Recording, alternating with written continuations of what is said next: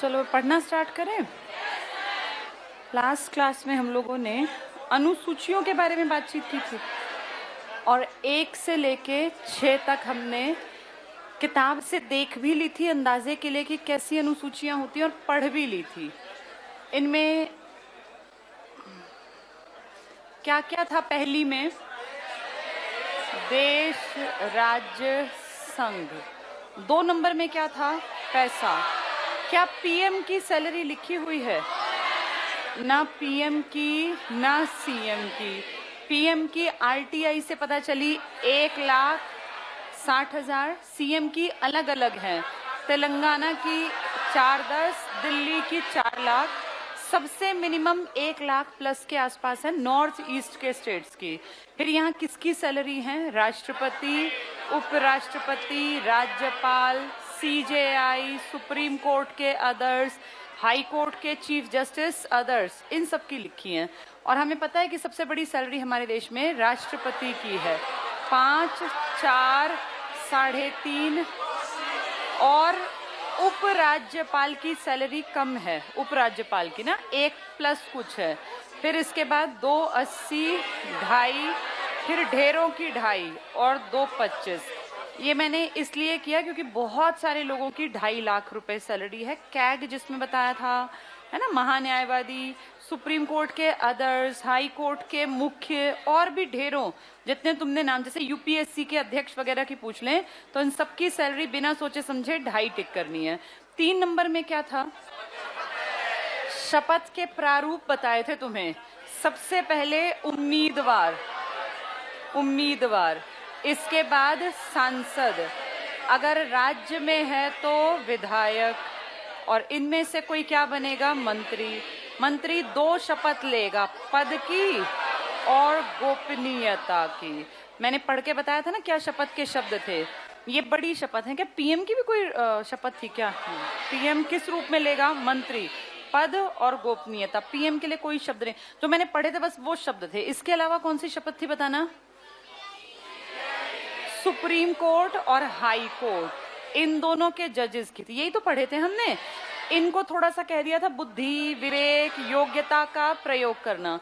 इनको कहा था देश की अखंडता, एकता को बनाए रखना, देश के प्रति अपनी अच्छी भावना, इस तरह की बातें थी ना।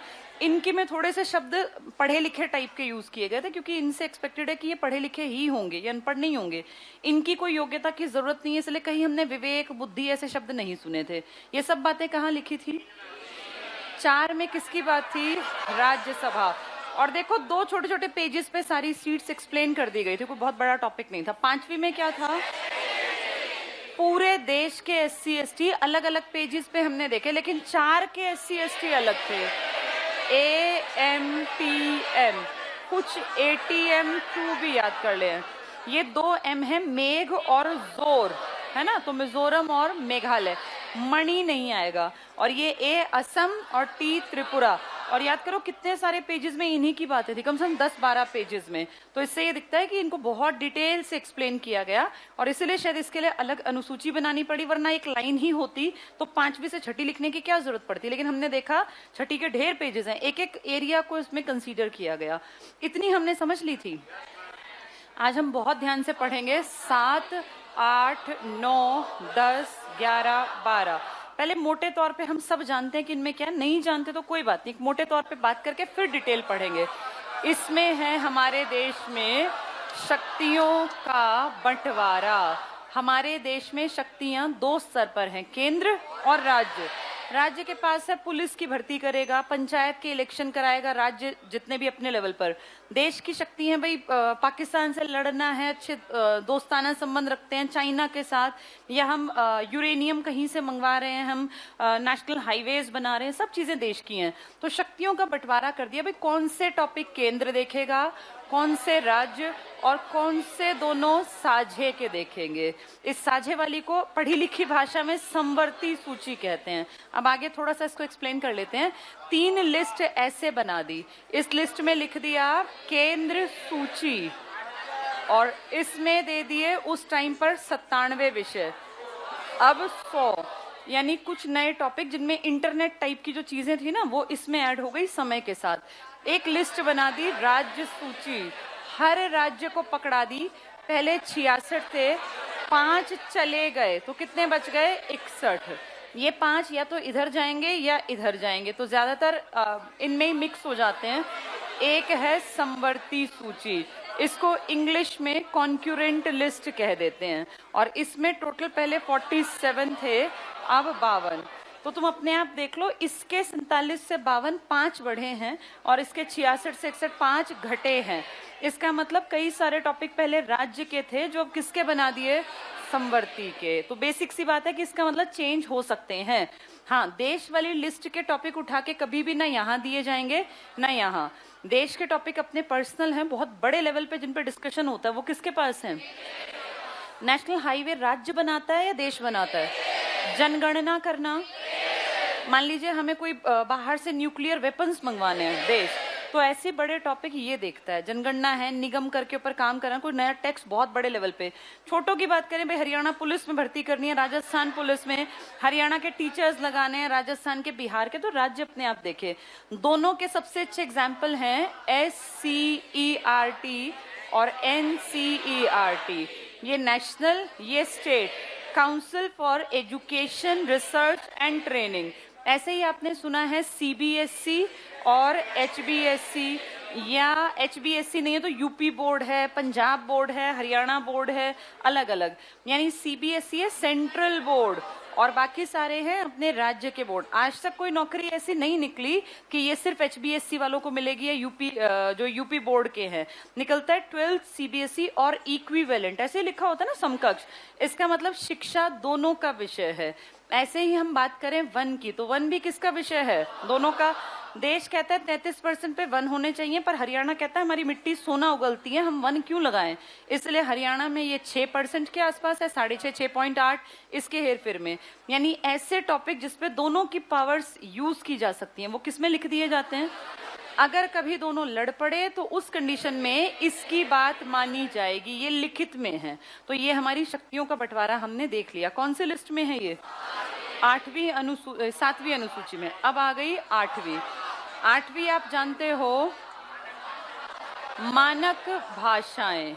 हमारे भारत में कितनी मानक थी पहले? 14, फिर 1 आई, फिर 3 आई, फिर 4 आई। 1967 में, 1992 में और 2003 में। सन कोई नहीं पूछने वाला। 21वां संविधान संशोधन, 71वां और 92वां। ये 3+ के निशान दिखाते हैं कि आपके देश में संविधान में जब लिखा गया तो उस टाइम सिर्फ 14 मानक भाषाएं थी, और ये 14 मानक भाषाएं ही बाद में जाके राज्य बनाने का आधार बनी थी। क्योंकि हम जानते हैं कि भाषाई आधार पर हमारे भारत में राज्यों का गठन किया गया। ये 14 भाषाएं हमें जबानी याद होनी चाहिए अब, क्योंकि अब आप लोग जो है ना, वो पूरे पेपर में कहीं नंबर ना कटे इसकी तैयारी कर रहे हैं। तो ये ABGH, जैसे ABCD सबको आते हैं ना, ABGH, इसके बाद क्या आता है? HIJ, कोई भाषा नहीं, K से भाषाएं हैं, K, L से कोई भाषा नहीं, M से है, N से कोई भाषा नहीं, O, P, Q, R से कोई भाषा नहीं, S से है, T से है, U से है। देखना ये 14 हो गए, हो गए ना? ये इन्हीं की भाषाएं हैं। ये असमिया, बांग्ला, गुजराती, हिंदी, कन्नड़, कश्मीरी। एक कश्मीर सबसे ऊपर, कोंकणी मत बोलो, यहाँ बाद में बोलेंगे। के मतलब एक ऊपर की कश्मीरी, और एक कन्नड़ कर्नाटक की। एक M का मतलब मराठी, और एक मलयालम यानी दक्षिण की। इसमें मणिपुरी और मिजो मत बोलना, सिर्फ दक्षिण की। O मतलब ओडिया भाषा। ओडिया भाषा कहाँ बोलते हैं? उड़ीसा में। P पंजाबी, US मतलब संस्कृत, तमिल, तेलुगु, उर्दू। ये है हमारी भाषाएं। इसमें कश्मीरी आई है क्या? कहाँ आई कश्मीरी? कश्मीरी और कन्नड़। मलयालम भी आई और मराठी भी आई, संस्कृत भी। T की 2 है, तमिल और तेलुगु। AB मतलब असमिया और बांग्ला, और GH मतलब गुजराती, हिंदी। इसके बाद IJ से कोई भाषा नहीं, K से 2 है, एक ऊपर कश्मीरी, कन्नड़ और कश्मीरी। ऐसे याद करो, नीचे से ऊपर या ऊपर से नीचे एक ही बात है। M 2 है, नॉर्थ ईस्ट मत जाना, महाराष्ट्र वाली और केरल वाली। ओडिसी, पंजाबी, संस्कृत, तमिल, तेलुगु, उर्दू। कितनी हो गई है? इसके बाद 1967 में एक आई सिंधी, और सिंधी को याद करेंगे हम एक आने वाली भाषा में, यानी 14 वो थी, ये 15वीं है। फिर ये 3 आई जिनमें 2 भाषाओं में अणा मिलेगा, कोंकणी मणिपुरी। एक कोंकणी अणा आया, एक मणिपुरी अणा आया, और एक विदेशी भाषा आएगी नेपाली, विदेशी नेपाली। ऐसे ही याद करना। कई लोग कहते हैं नमक से याद कर ले, मर्जी है, लेकिन उसमें अणा याद दिक्कत करेगा, क्योंकि म से तो कई है, मिजो भी है, मलयालम भी है, मराठी भी है। तो यहाँ कौन सी याद करनी है? यहाँ के 2 एम थे, महाराष्ट्र वाली और नीचे वाली केरल वाली, यानी मराठी और मलयालम। ये 2 टी थे साउथ के, तमिल तेलुगु। ये 2 के थे कश्मीरी और कन्नड़। ये उर्दू भी कश्मीर के आसपास ही बोलते हैं, ऐसा नहीं कि कहीं अलग से स्टेट है, लेकिन कश्मीर की 2 अलग से याद कर लेना, ठीक है? तो अणा वाली 2 हो गई, कोंकणी मणिपुरी और विदेशी एक सिंधी। ये 4 आप जानते ही हैं, बोडो, डोगरी, मैथिली और संथाली। हाँ, अगर हम इसको देखें तो लगभग एक जैसे शब्द हैं। बोडो में पीछे ड है, ड, यहाँ डो स्टार्टिंग में, ये थिली और ये थाली एक जैसे लगेंगे। बोडो का एंड डो से है तो उसकी स्टार्टिंग डोगरी की, मैथिली और संथाली। यानी बाद में आई हैं 14 में कितनी भाषाएं? 14 में कितनी आ गई? ये देखो, 14 में 1 आई थी सिंधी, 3 आई थी अणा, अणा विदेशी, और फिर 4 आई बोडो, डोगरी, मैथिली, संथाली। तो 4, 3, 7 और 1 8। इस तरह 14 में 8 आए, तो आज कितनी भाषाएं हैं? 22। क्या इन 22 भाषाओं में हिंदी का जिक्र आया है? मेरी हिंदी। इंग्लिश का जिक्र आया? कोंकणी आई? उन ओरिजिनल में कोंकणी नहीं है, ABGH। इसके बाद क्या है? KKMM, OPSTTU। अगर 2-3 बार ऐसे पढ़ लोगे ना, फिर याद आ जाएगा। जैसे ओरिजिनल में असमिया, बांग्ला, गुजराती, हिंदी, कश्मीरी, कन्नड़, मराठी, मलयालम। इसके बाद ओ से ओडिसी, पंजाबी, संस्कृत, तमिल, तेलुगु, उर्दू, और बाद की ऐड की हुई में पहली सिंधी, कोंकणी, मणिपुरी, नेपाली, बोडो, डोगरी, संथाली, मैथिली। तो आसान है, ये 22 की 22 हमें याद हो। इन 22 में से नोट पे कितनी हैं? अगर नोट की बात करें तो समझ लो, नोट की बात करें ना, जब भी करेंसी नोट की भारत में, तो उसमें टोटल भाषाएं 17, मानक भाषाएं 16 और पैनल में हैं 15। 15 ही है ना? जो पैनल की 15 भाषाएं हैं और जो 16 और 17 का अंतर है, ये क्यों है?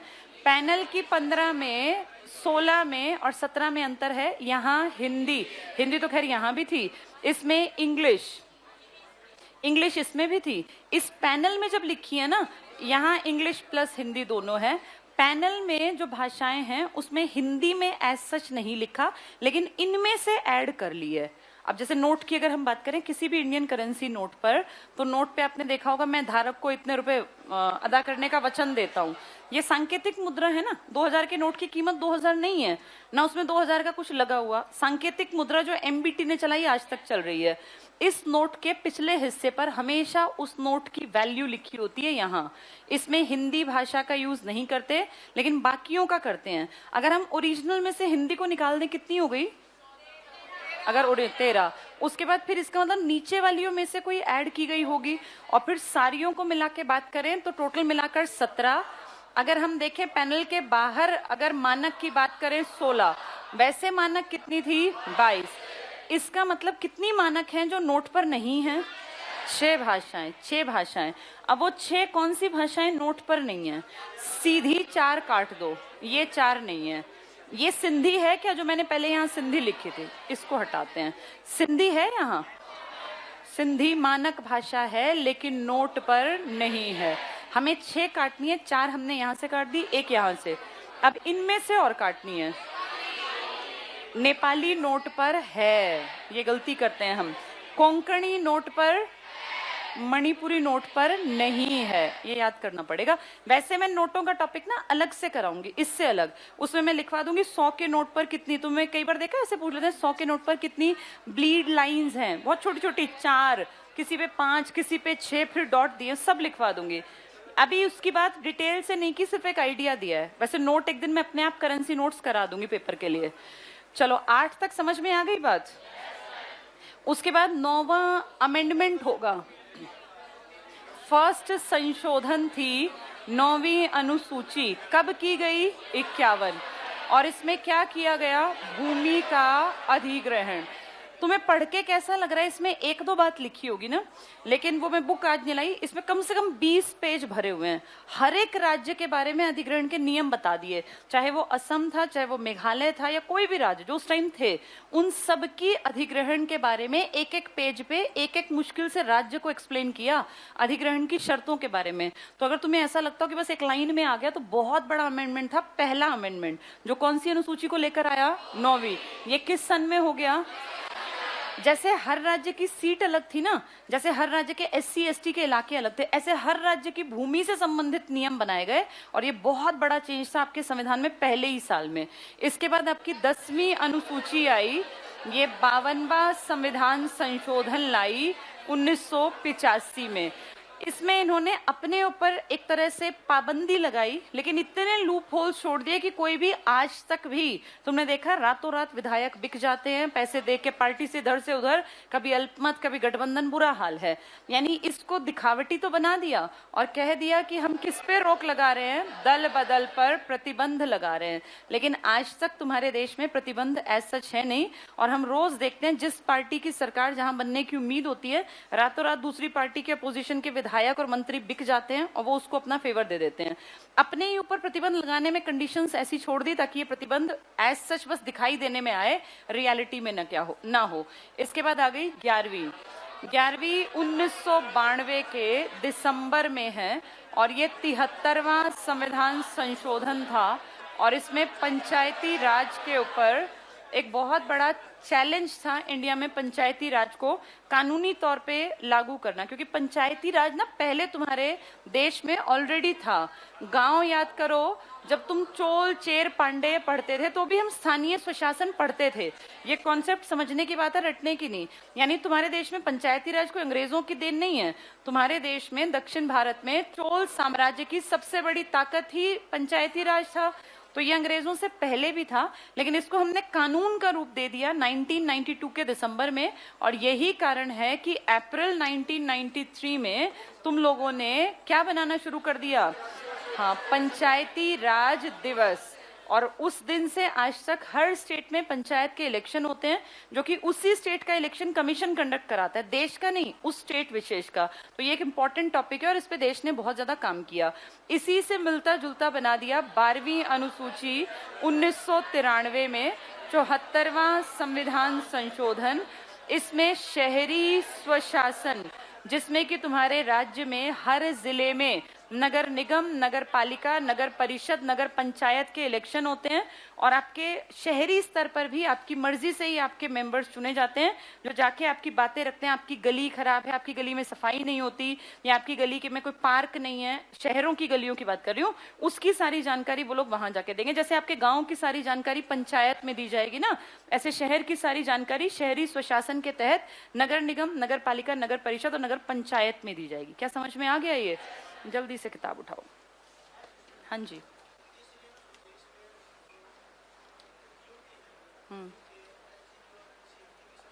इनकी यूटी के लिए अलग से ना 239 में प्रावधान है।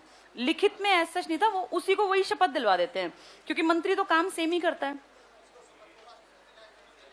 हाँ, एलजी जो है ना, उसको शपथ दिलाएगा राष्ट्रपति। किसको? यूटी के मुख्यमंत्री को भी।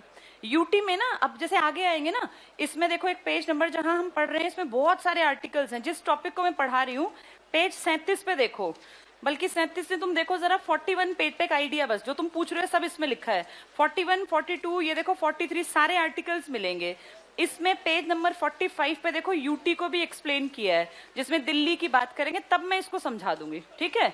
तब बात कर लेंगे।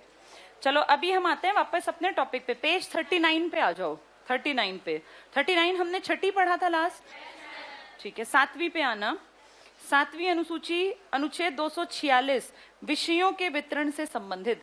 तो इससे हमें एक आइडिया तो हुआ कि बेशक अनुसूचियां लास्ट में हैं, स्टार्टिंग में हमने क्या देखा, संविधान में क्या था, सबसे पहले प्रस्तावना, फिर प्रस्तावना के बाद याद करो आर्टिकल्स से, और आर्टिकल्स का डिवीजन किसमें था, भाग। इस भाग में हमने SC ST की बात भी की थी ना, हमने पंचायत की बात की, सबकी बात। फिर ये सेम बातें जाके कहाँ रिपीट हो रही हैं, अनुसूचियों में। यानी अनुसूचियां भी ऐसे टॉपिक्स की बात करेंगे जो किसमें कवर है ऑलरेडी, आर्टिकल और भाग में। अब जो तुम पढ़ने जा रहे हो वही बात है वो। देखो जरा 7वीं अनुसूची में अनुच्छेद 246 विषयों के वितरण से संबंधित। अनुच्छेद बेशक मत देखना, एक आइडिया के लिए। पहली सूची टिक कर लो, संघ सूची। इसको सेंट्रल लिस्ट, यूनियन लिस्ट, केंद्र सूची, कई नामों से बुलाते हैं। मूल रूप से कितने विषय थे, 97, वर्तमान में कितने हैं, 100। तो सबसे ज्यादा विषय देश के पास। राज्य सूची को सूची नंबर 2 बोलते हैं। देश है तो सूची number 1, list number 1, list number 2। मूल रूप से 66 विषय थे, वर्तमान में कितने हो गए, 61। ये घट के कहाँ चले गए, क्या देश का टॉपिक घट के राज्य को दिया जा सकता है, राज्य का टॉपिक देश को भी और संवर्ती को भी ट्रांसफर हो सकता है। नेक्स्ट टिक करना, सूची नंबर 3 है तो सबसे कम इंपॉर्टेंट, संवर्ती सूची, कॉन्करेंट लिस्ट। मूल रूप से 47, अब कितने हो गए, 52। कितने बढ़ गए और वहां से कितने घट गए, केंद्र ने किसी का टॉपिक नहीं लिया, अपने 100 उसके चेंज में आ गए। 8वीं पे आ जाओ। अनुच्छेद 344 क्यों लिखा है, एक आइडिया बता दो बस। 344 एक टॉपिक हमने पढ़ा था, भाग 17, याद आया, राजभाषा। कितने से थी, ये पढ़ाई थी ना, तो इसी को तो बता रहे हैं अभी, अनुसूची में भी है 3। अच्छा हाँ, 43 तो सबसे मेन था। 343 के अनुसार हमारी राजभाषा क्या थी, हिंदी। फिर देखो सारे आ गए थे इसमें, आयोग वगैरह भी, ये टिक कर लो। तो 344 समझ जाना, मुझे बताने की जरूरत नहीं है। 351 भी तुम समझ गए, मूल रूप से 14, वर्तमान में कितनी भाषाएं हैं, 22। ये टिक कर लो, 14 मूल रूप से, वर्तमान में 22। यहीं लिख लो भाग 17 राजभाषा, फिर तुम्हें याद आएगा कि वहां भी था ये भाग 17 राजभाषा। अनुच्छेद 343 से 351, ये मेंशन कर लेना यहाँ भी, भाग 17 राजभाषा, अनुच्छेद 343 से 351। ठीक है, इसके बाद आ जाओ 9वीं अनुसूची पर। पहला चेंज था ना, ये बहुत बड़ा चेंज है, ये अंडरलाइन करना। अनुच्छेद 31 की बात कर दी। 31 में क्या आएगा जाके आगे, अभी हमने पढ़ा नहीं 31 में क्या आएगा, मौलिक अधिकार। क्योंकि हम पढ़ के आए थे भाग 3 में 12 से 35। अभी हमने इनको एक एक को नहीं पढ़ा, लेकिन एक आइडिया तो लिया था ना, ये उसकी बात कर रहा है। तो कौन से अधिकार की बात, संपत्ति का अधिकार। कैसा अधिकार बन गया, कानून है, उसी की बात कर रही है। 9वीं अनुसूची टिक कर लो, अनुच्छेद 31 ख। फिर पढ़ो, कुछ भूमि सुधार संबंधी अधिनियमों का विधि मान्यकरण, टिक कर लो, भूमि सुधार। 10वीं अनुसूची पे आ जाओ, अनुच्छेद 102, 191 छोड़ दो, बस पढ़ लो, दल परिवर्तन, इसको अंडरलाइन कर लो, दल परिवर्तन। 11वीं अनुसूची, दल बदल भी कर सकते हैं, परिवर्तन मतलब दल बदल पर प्रतिबंध। 11वीं अनुसूची टिक करना, पंचायती राज। फिर पढ़ लो, से संबंधित पंचायतों के अधिकार। क्या किसी भाग में भी पंचायती राज था, हाँ बिल्कुल, बहुत बढ़िया, भाग 9 में था। आर्टिकल कौन सा था, आर्टिकल 243 था ना, 243। यहाँ लिख लो, यहाँ लिख लो भाग 9। देखो इससे पिछले पेज पे ही हम पढ़ के आए सारे भाग, ये देखो निकालते ही पीछे बिल्कुल तुरंत दिखेगा भाग 9 243। और 243 याद करना, ए से लेके ओ तक थे, 15 वो और एक वो, 16 थे, वही है। यहाँ लिख लो भाग 9, 243 से ए टू ओ, तो 16 आर्टिकल्स हो गए। चलो पढ़ेंगे आगे। पंचायती राज से संबंधित पंचायतों के अधिकार, प्राधिकार और दायित्व। 173 में से एक काट दो, ये गलती से टाइपिस्ट ने 73वां, या दरअसल ये ना दायित्व के आगे की लाइन थी, वो देखने में लग रहा है कि 173 लिखा है, उस एक को काट दो वरना आधे उसी को याद कर लेंगे। 73वां संविधान संशोधन। 12वीं टिक करना, संविधान संशोधन संविधान में 74वां था, और नगर पालिकाओं के अधिकार वगैरह है इसमें, यानी शहरी स्वशासन, लिख लो शहरी स्वशासन। अब हमें इन सबके सामने ना एक तो इनके साल लिख लेने चाहिए, और एक क्या मेन था। जैसे 9वीं के पास लिख लो पहला संविधान संशोधन, 9वीं के पास फर्स्ट अमेंडमेंट 1951, पहला संविधान संशोधन 1951। 10वीं के पास लिखो कौन सा था ये, 52वां, लिख लो 52वां संविधान संशोधन 1985। 52वां संविधान संशोधन 1985। 11वीं 12वीं का तो दिया 73 74। सन क्या था, 1992 और 93, अप्रैल 93 तक वो लागू किया था। इसके बाद अगली हेडिंग है 8वीं अनुसूची में भाषाएं। कितनी भाषाएं हैं, ए बी हैं, उसके बाद जी एच, फिर के एम एम, उसके बाद O P S T T you.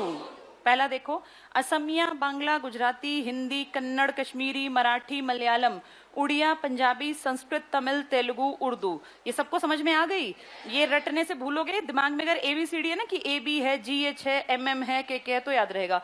Short में लिख लो फटाफट, AB GH के MM, AB GH के MM, OP STTU, बस फिर भूलेंगे नहीं।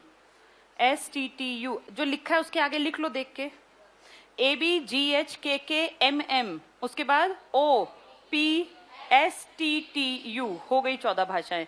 15वीं पे आ जाओ, सिंधी। 6ठी 7 ये 16वीं 17वीं 18वीं में अणा अणा विदेशी, तो कोंकणी, मणिपुरी, नेपाली। 16 और 18 पे लिखो नोट पर हैं, 16 और 18 के सामने सुन के लिखना, कहीं वैसे कहीं भी लिख दो। 16वीं के सामने कोंकणी और ये लिखा ना नेपाली, लिखो नोट पर हैं। तो ऊपर की 14 भाषाएं हैं नोट पर या नहीं है? हैं। और 2 ये कितनी हो गई है, 16। एक बार हिंदी को छोड़ते हैं, ये 16 मानक नोट पर हैं। उस पैनल में कौन सी नहीं है, हिंदी नहीं है, लेकिन भारतीय रिजर्व बैंक में धारक को इतने रुपए, ये तो हिंदी में ही है। तो टोटल कितनी हो गई, 17, क्योंकि इंग्लिश में भी है। इसके बाद आगे देखो, मणिपुरी, नेपाली, बोडो, डोगरी, मैथिली, संथाली। तो ऊपर की 14 भाषाओं में से पैनल में कितनी है, 13। कौन सी हटा दोगे, हिंदी, लेकिन कौन सी ऐड कर दोगे, कोंकणी और नेपाली। तो 14 में से हमने हिंदी हटाई तो 13 हो गई, और 2 आ गई तो 15, और नीचे हिंदी इंग्लिश को ऐड करें 17, और कहें मानक कितनी है। ऊपर एक लाइन में साफ और अच्छा लिख लो, लिखो करेंसी नोट पर, ऊपर एक लंबी सी लाइन लिख लो व्हाइट कलर में जहां साफ है, करेंसी नोट पर पैनल में, पैनल वो बॉक्स है हर नोट पे बना हुआ, पैनल में कुल मानक भाषाएं, पैनल में कुल मानक भाषाएं कितनी है बताओ, पैनल में 15, प से पैनल, प से 15, लिख लो 15। उसके बाद अगली लाइन में लिखो करेंसी नोट पर टोटल भाषाएं, कुल भाषाएं 17, करेंसी नोट पर कुल भाषाएं 17। और तीसरा पॉइंट लिखो, करेंसी नोट पर कुल मानक भाषाएं 16, करेंसी नोट पर कुल मानक भाषाएं 16। अब हमें 22 पता है, 22 में से कितनी काटनी है हमें, 6। 4 सीधी हटा देना, सिंधी हटा देना। कौन सी बीच में से हटाओगे, कौन सी 2 हैं, हाँ, इसलिए मैंने 16 18 पे नोट लिखवाया। अब ये याद रखना, पैनल में हिंदी है, पैनल में हिंदी नहीं है, लेकिन मानक टोटल कितनी है, 16। यानी पैनल में कौन कौन सी भाषा नहीं है मानक में से, सिर्फ एक, हिंदी। टोटल 16 में से सिर्फ हिंदी नहीं है ना पैनल में, वैसे नोट पे कितनी है, 17। पैनल में 14 में से कितनी गायब है, मूल में से 1 गायब है, फिर कितनी ऐड कर दी, तो पहले 13 और 2 15 हो गई। पेपर में ऐसे घुमाएंगे कि मूल भाषाओं में से कितनी मानक भाषाएं करेंसी नोट के पैनल में नहीं है, तो जो सोया रहेगा ना उसको पता ही नहीं चलेगा। अगर वो कह रहे हैं मूल भाषाएं, तो वो 14 का जिक्र कर रहे हैं, 14 में से कितनी नहीं है, 1। और वो कहें वर्तमान की मानक भाषाओं में से कितनी नोट में नहीं है, वर्तमान में से कितनी नहीं है, इसका मतलब वो 16 की बात कर रहे हैं, तो ये पता होना चाहिए हमें। चलो नेक्स्ट पे आ जाओ। 8वीं अनुसूची में संविधान द्वारा मान्यता प्राप्त 22 प्रादेशिक भाषाएं, जल्दी से टिक कर लो, 22 प्रादेशिक भाषाएं। 22 का फॉर्मूला हमें ABGH के MM OP STTU। नेक्स्ट देखना, संविधान के आरंभ में इस अनुसूची में 14 भाषाएं थी, पढ़ लो बस। असमिया, बांग्ला, गुजराती, कौन सी छोड़ गए, जी के बाद क्या छोड़ दिया, H। हिंदी नहीं लिखी, लिख लो, हिंदी थी मानक, अपने आप लिख लो हिंदी। फिर पढ़ लो के कन्नड़, और एक के क्या था, कश्मीरी। फिर MM मराठी, मलयालम, उड़िया, फिर पंजाबी, संस्कृत, तमिल, तेलुगु, उर्दू। कितनी मानक हो गई? इनमें से कौन सी पैनल पे नहीं है लेकिन नोट पे है वो? तो पैनल में कौन सी दो एक्स्ट्रा आई? नेपाली और, ठीक है नेक्स्ट टिक करना। सिंधी को 21वें संविधान संशोधन अधिनियम 1967 द्वारा जोड़ा गया। कोंकणी, मणिपुरी, नेपाली को 71वें संविधान संशोधन 92 द्वारा 8वीं अनुसूची में जोड़ा गया। और बोडो, डोगरी, मैथिली, संथाली को 92वें संविधान संशोधन द्वारा 2003 में जोड़ा गया। अनुच्छेद बहुत ज्यादा है, आज 2 पार्ट कराऊंगी, पहले बहुत ध्यान से सुनना और समझना ताकि दोनों चीजें क्लियर हो जाएं। हमने देखो 2 चीजें पढ़ ली, अब क्या क्या पढ़ लिया? एक भाग और एक अनुसूची। अब क्या रह गया हमारा? अनुच्छेद, जो बहुत टफ दिखते हैं। अब हम अनुच्छेद शुरू कर देंगे पढ़ने, और ये हो सकता है 2-3 दिन ले जाएं, क्योंकि 395, ये मान के चलो कि हमें 250 तो कम से कम पता होने चाहिए नियर अबाउट में। अब सुनो और समझो ध्यान से। 1, 2, 3, 4, 5, 6, 7, 8, 9, 10 और 11। ये किसकी बात हो रही है? भाग 1 और भाग 2 की। इस भाग में आपको देश की जानकारी, राज्य की जानकारी, अगर आपका देश किसी एरिया पे कब्जा जमा ले तो आप उसको अपना हिस्सा बना लेंगे ना। उस कंडीशन में आपने अगर कोई नया राज्य या नया क्षेत्र पाकिस्तान से, चीन से या भूटान से आपने छीन लिया, जो कभी होना नहीं है, लेकिन अगर हुआ तो आप आर्टिकल 2 के तहत नया हिस्सा लिखित में ले आएंगे। इसके लिए आपको संविधान को बदलने की बिल्कुल जरूरत नहीं है, ये लिखा हुआ है। भाग 3 में लिखा है आपका जो वर्तमान एरिया है 32,87,263 वर्ग किलोमीटर, आप इसमें से एक्स्ट्रा राज्य या यूटी बनाना चाहते हैं। जैसे आज 28 और 8 है, आपको कहना जी हम 35 और 50 करेंगे, आपकी मर्जी, इतना ही एरिया रहेगा इतना ही, इसके चाहे 10 टुकड़े करो चाहे 50 कर लो। उस कंडीशन में आप भाग 3 के अकॉर्डिंग काम करेंगे। जो आप 2 नंबर से छीनेंगे किसी से बाहर से, तो वो आर्टिकल 2 में आएगा, और जो अपने ही हिस्से का बंटवारा करोगे तो 3 में। और 4 में लिखा है कि अगर आप 2 और 3 से हिस्सा छीनते हैं या अपने में से बनाते हैं तो आपको आर्टिकल 368 तक जाने की जरूरत नहीं है। ये क्या था 368? किस भाग में था ये? 20 में, याद है ना हमें ये? इसमें लिख दिया कि अगर आपने किसी से छीना एरिया या आपने अपने हिस्से को डिवाइड किया तो आपको इसमें संविधान में बदलाव लाने की जरूरत नहीं है। अब है 5, 6, 7, 8, 9, 10, 11। अभी पीछे नागरिकता डिटेल में पूछ ली, इसलिए हमें सीखनी पड़ेगी। अब ध्यान से सुनो और समझो, याद नहीं होंगे वरना। 5 में सीधे नागरिकता किस किस को मिलेगी आजादी के बाद या संविधान लागू होने के बाद लिख दिया। जैसे कोई भी पहली चीज है तो जैसे ये देश से जुड़ी है, ऐसे ही नागरिकता का पहला आर्टिकल किसकी बात करेगा? नागरिकता किन कंडीशंस में। फिर हम जो अलग हुए थे, पाकिस्तान से अलग हुआ था ना, पाकिस्तान हमसे अलग हुआ कह लो, वहां से बहुत सारे गांव के लोग रातों रात भाग आए। क्या उन्हें इंडिया का माने ना माने, क्या करें क्या ना करें, तो हमने आर्टिकल 6 में लिख दिया कि अगर कोई पाकिस्तान को छोड़ के हमारे देश में आया, इंडिया में आया, तो उसको किस कंडीशन पे नागरिकता हम देंगे, कि भाई क्या कंडीशन रखेंगे। जैसे वहां से भाग के आपके देश में आए, ऐसे आपके देश से भाग के, पंजाब हरियाणा से भाग के लोग पाकिस्तान भी गए हैं, फैक्ट है, क्योंकि यहाँ मुस्लिम लोग बहुत डर रहे थे। उस कंडीशन में आर्टिकल 7 में आपने लिख दिया कि अगर कोई इंडिया से कहाँ चला जाए तो किस कंडीशन में उसकी नागरिकता रहेगी, किसमें उससे छीन ली जाएगी। बहुत सारे लोग ऐसे थे जो भी मार्च से पहले पहले, मान लीजिए कोई जनवरी में शिफ्ट कर गया, किसी ने अपनी बेटी की शादी पाकिस्तान में पड़ता था उस गांव में कर दी, तब वो पाकिस्तान हमारा ही हिस्सा था। पंजाब का इतने बड़ी टेरिटरी में किसी ने इंडिया के पंजाब से पाकिस्तान के पंजाब के बॉर्डर पे किसी ने शादी कर दी, तो अब उस लड़की का ससुराल जो हो गया वो पाकिस्तान और मायका जो हो गया वो भारत। तो ऐसे लोग तो फंस गए, इसलिए कंडीशन की गई कि भाई ऐसे कैसे चलेगा, आना जाना बैन कर दिया। तो इसके लिए 2 आर्टिकल बनाने पड़े। कौन कौन से? पहले हम अपनों की बात कर लें, जो भाग के आए हैं वो हमने अपना लिए, और जो यहां से गए हमने उनको भी कुछ सुविधाएं दी। 8 देखो गोल मटोल घूम रहे हैं ना ऐसे, तो इसको याद कर लो, जो भारत से किन्हीं कारणों से विदेश में चले गए या भारत से बाहर चले गए। हम पाकिस्तान की बात नहीं करें, पाकिस्तान की बात हमने की 6 और 7 में। और पहले अपने से जाने वालों की मतलब वहां से आने वाले जो हमारे बन गए, और फिर जो हमसे पाकिस्तानी बन गए।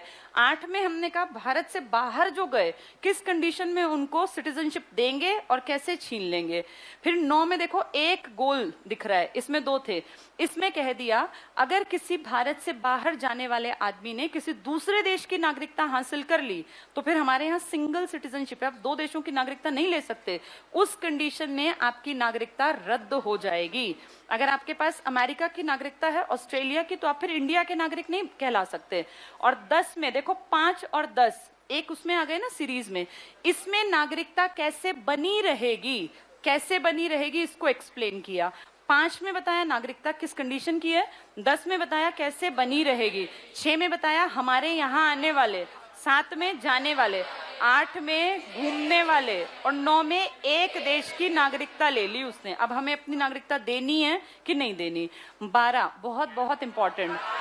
अच्छा 11 लास्ट, मैंने शायद कल परसों की क्लास में CAA का थोड़ा सा जिक्र किया था। क्या था CAA? क्या था ये?